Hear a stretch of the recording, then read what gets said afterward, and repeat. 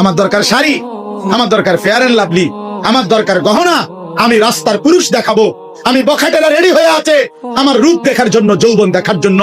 এই জন্য অসভ্য মেয়ে নিজের শরীর প্রদর্শন করার জন্য সে নানা রঙের বাহারি সাজে সাজে।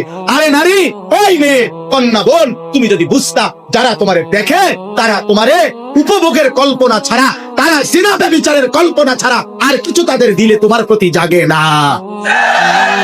এই ছাড়া আর কিচ্ছু নাই, এই ছাড়া আর কিছু নাই।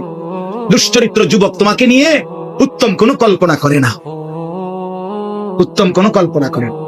অতএব দয়া করে বন্ধু বলেন, নবীজি যখন দেখবে নামাজ নাই, রোজা নাই, জিকির নাই, তিলাওয়াত নাই, ফজরের নামাজ নাই, হালাল উপার্জনের কোনো খবর নাই, ঘরে টেলিভিশন, নাচ গান চলছে তো চলছে, চলছে তো চলছে, আল্লাহর কসম বন্ধু, নবীজি সাল্লাল্লাহু আলাইহি সাল্লাম চোখের পানি ফেলে দিবে আর হাসরের ময়দানে উম্মতকে বলবে, উম্মত আমি সেই নবী, 23 বছর যেই নবী তোমাদের জন্য সারা রাতও আমি এশার নামাজের পরে দাঁড়িয়ে ফজরের আজান পর্যন্ত আমি চোখের পানি ফেলে তোমাদের জন্য আমি আল্লাহর কাছে মাগফিরাতের দোয়া করছিলাম। আমি সারা রাত কাঁদছি উম্মত, আমি পেটে 2টা পাথর বাঁধছি ক্ষুধার কষ্টে, আমি তায়েফের রক্তে আমার শরীর এই পরিমাণ রক্ত ঝরছে, আমার পায়ের জুতা পায়ের তালুর সাথে জমাট বাইধা আমার জুতা খুলতে পারছিলাম না।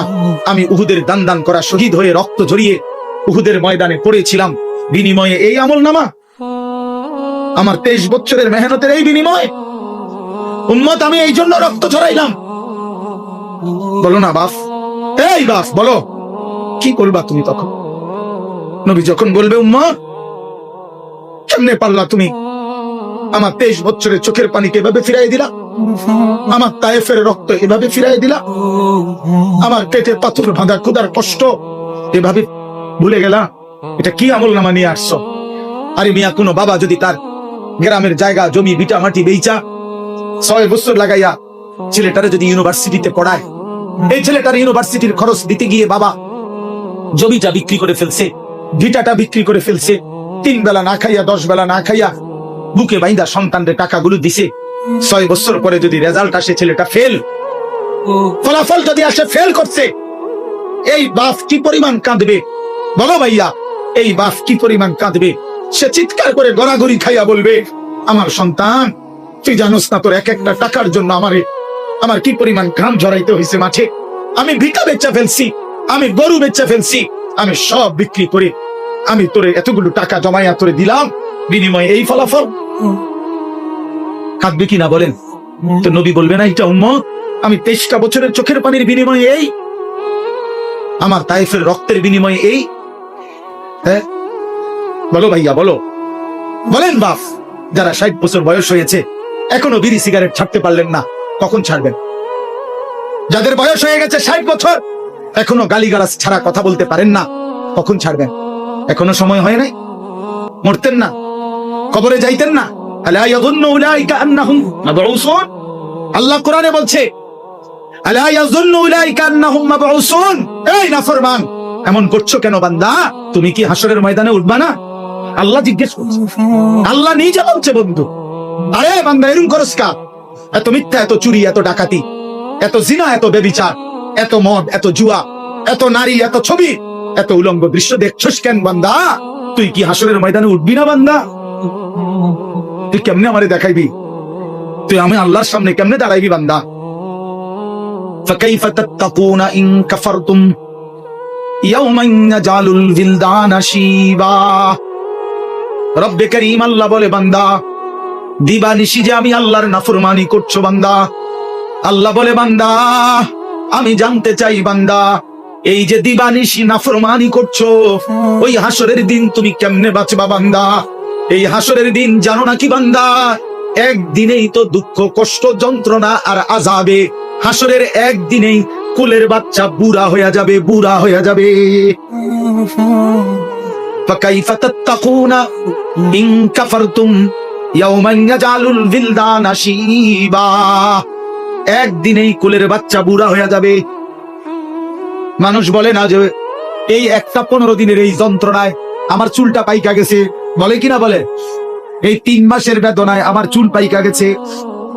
রব্বে কারীম বলে আখিরাতের একদিনের যন্ত্রণায় কোলের বাচ্চা বুড়া হয়ে যাবে। অতএব বন্ধু আমার, আমি এক শব্দ মনে করাইলাম, একটা শব্দই মনে করাইলাম, ইয়া আইয়ুহাল্লাযীনা আমানু, হে ঈমানদার, হে ঈমানদার। এটা আল্লাহ তাআলার বহুতই মহব্বতের শব্দ, বহুতই মহব্বতের শব্দ।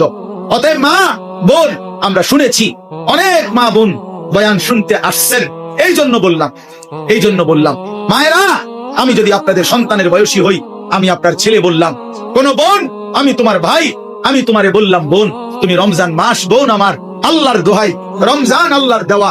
রমজানে আল্লাহ বলছে বান্দা, এটা আমি আমার সিজন, আল্লাহরও সিজন। এটা কিসের সিজন? আল্লাহ বলে বান্দা, এই মাসে না আমি আমার বেশি বান্দারে জাহান্নাম থেকে মুক্তি দেব, এই মাসে আমি জান্নাতি দেব আমার কোটি কোটি বান্দাকে। এই জন্য এই মাসটাকে আমি আলাদা ভাবে ইবাদত দিয়া সাজাইছি।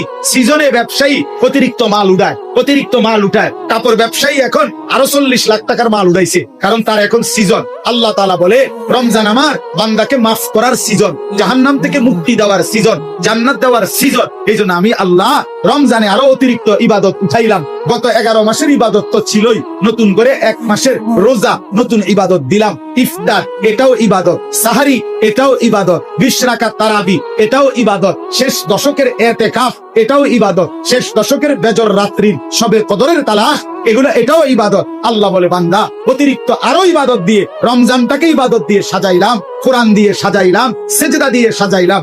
নেকি এবার যদি আল্লাহকে বলে আল্লাহ ইবাদত তো বাড়াইয়া দিলেন, নেকি বাড়াইছি নি, এটা কোন? আল্লাহ বলে হ্যাঁ বান্দা, একটা নফল একটা ফরজের সমান, একটা ফরজ 70টা ফরজের সমান। এক শুরুর দশক রহমত, মাঝখানের দশক মাগফিরাত, শেষ দশক নাজাত। প্রতিদিন মাফ করব, জান্নাতের দরজা খোলা, জাহান্নামের দরজা বন্ধ, শয়তানগুলোকে শেকলে বন্দী। এই সব ব্যবস্থাপনা করে আমি চাই শুধু আমার বান্দা সেজদা দিবে, বন্দিগি করবে, রোজা রাখবে, ইফতার করবে, সাহারি করবে, 20 রাকাত তারাবি করবে, মিথ্যা ছাড়বে, চুরি ছাড়বে, ডাকাতি ছাড়বে, জিনা ব্যভিচার ছাড়বে। আর পুরা রমজান প্রতিদিন আমার বান্দা শুধু জান্নাতেই ঢুকবে, জান্নাতেই ঢুকবে, জান্নাতেই। লাআল্লাকুম তাত্তাকুন। এজন্য আল্লাহ বলছে আমি 1 মাসেই কুতিবা আলাইকুমুস সিয়াম কামা কুতিবা আলাল্লাযীনা মিন ক্বাবলিকুম, আমি আল্লাহ পূর্ববর্তী ইমানদার উম্মতের মতো তোমাদের উপরে রোজা ফরজ করলাম, কষ্ট দেওয়ার জন্য না, ভোকে কষ্ট দেওয়া তোমাদেরকে নয়, বরং আমি আল্লাহ লাআল্লাকুম তাত্তাকুন, মুত্তাকি বানানোর জন্য। মুত্তাকি মানেই জান্নাতি, জান্নাতি মানেই মুত্তাকি। অতএব 1 রমজানে আল্লাহ আমাদেরকে জান্নাতি বানাবেন, এই আশায় আল্লাহ আমাদের উপরে রমজান রোজা ফরজ করেছেন। অতএব শেষ কথা আমার, বলেন যে ইনশাআল্লাহ আমরা রমজানকে কদর করব। বলেন ইনশাআল্লাহ, বলেন ইনশাআল্লাহ।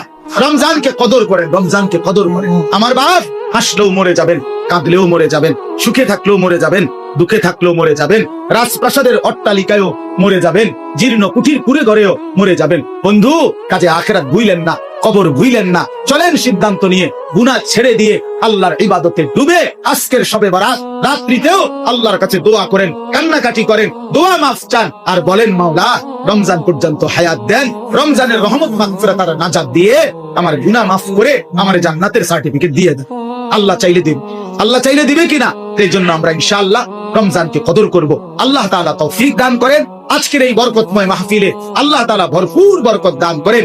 আগামী দিনেও এই মাহফিলকে আল্লাহ তাআলা কায়েম দায়েম করে দেন। আমিন। সুবহানাল্লাহি ওয়া বিহামদিহি।